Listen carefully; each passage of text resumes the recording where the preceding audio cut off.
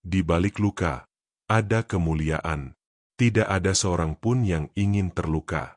Kita semua ingin hidup yang tenang, aman, dan penuh sukacita.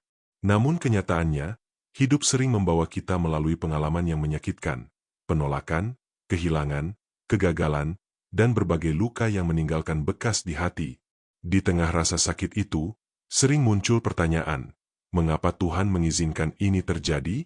Pertanyaan ini bukan hal baru. Bahkan dalam Alkitab, kita melihat banyak tokoh yang mengalami luka yang dalam. Namun dari setiap kisah itu, kita menemukan satu kebenaran. Tuhan tidak pernah membiarkan luka terjadi tanpa tujuan. Roma 8 ayat 18 berkata, "Sebab aku yakin bahwa penderitaan zaman sekarang ini tidak dapat dibandingkan dengan kemuliaan yang akan dinyatakan kepada kita." Ayat ini tidak menyangkal adanya penderitaan. Luka itu nyata. Air mata itu nyata. Tetapi firman Tuhan mengajak kita melihat lebih jauh, bahwa ada kemuliaan yang sedang dipersiapkan di balik semua itu. Seringkali kita hanya melihat luka, tetapi Tuhan melihat hasil akhirnya. Luka bisa membuat kita merasa hancur, tetapi di tangan Tuhan, luka bisa menjadi alat pembentukan. Tuhan memakai proses yang tidak nyaman untuk membentuk hati kita menjadi lebih kuat, lebih rendah hati, dan lebih bergantung kepadanya. Yakobus 1 ayat 2-4 berkata, "Saudara-saudaraku, anggaplah sebagai suatu kebahagiaan, apabila kamu jatuh ke dalam berbagai-bagai pencobaan, sebab kamu tahu bahwa ujian terhadap imanmu itu menghasilkan ketekunan. Dan biarkanlah ketekunan itu memperoleh buah yang matang, supaya kamu menjadi sempurna dan utuh dan tak kekurangan suatu apapun." Ayat ini mengajarkan bahwa di balik setiap pencobaan, ada proses yang sedang berlangsung. Tuhan tidak sedang menghancurkan kita, tetapi sedang membentuk kita. Salah satu contoh yang paling nyata adalah kehidupan Yusuf. Ia dikhianati oleh saudara-saudaranya, dijual sebagai budak, difitnah, dan dipenjarakan. Jika dilihat dari luar, hidupnya penuh luka dan ketidakadilan. Namun pada akhirnya, Tuhan mengangkat Yusuf menjadi penguasa di Mesir, dan melalui hidupnya banyak orang diselamatkan dari kelaparan.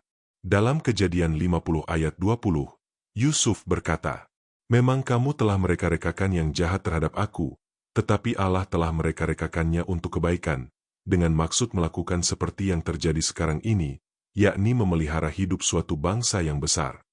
Inilah gambaran nyata bahwa di balik luka, ada kemuliaan. Apa yang tampak seperti kehancuran, di tangan Tuhan bisa menjadi jalan menuju rencana yang besar.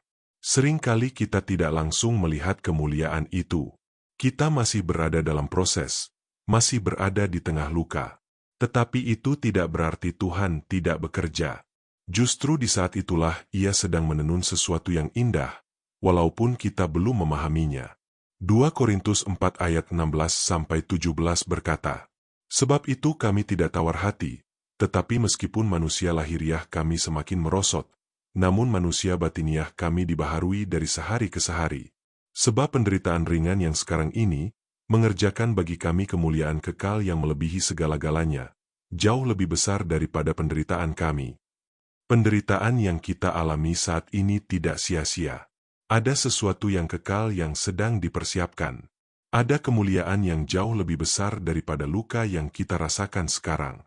Hari ini, jika kamu sedang terluka, jangan berpikir bahwa hidupmu berhenti di situ. Luka itu bukan akhir dari cerita. Tuhan masih bekerja. Ia sedang memulihkan, membentuk, dan menyiapkan sesuatu yang lebih besar dari yang kamu bayangkan.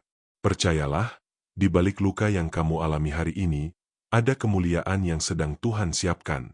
Mari berdoa. Tuhan, Engkau melihat setiap luka yang ada di dalam hidup kami.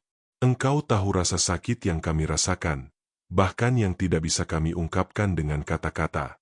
Kami percaya bahwa tidak ada yang sia-sia di tangan-Mu. Tolong kami untuk tetap percaya di tengah proses yang tidak mudah ini. Kuatkan hati kami agar tidak menyerah, dan bukakan mata kami untuk melihat rencana MU yang indah di balik setiap luka. Kami percaya Engkau sedang membawa kami kepada kemuliaan yang telah Engkau siapkan. Dalam nama Tuhan Yesus kami berdoa. Amin. Jika renungan ini memberkati hidupmu, jangan lupa untuk like, subscribe, dan bagikan kepada orang lain agar semakin banyak orang dikuatkan melalui firman Tuhan.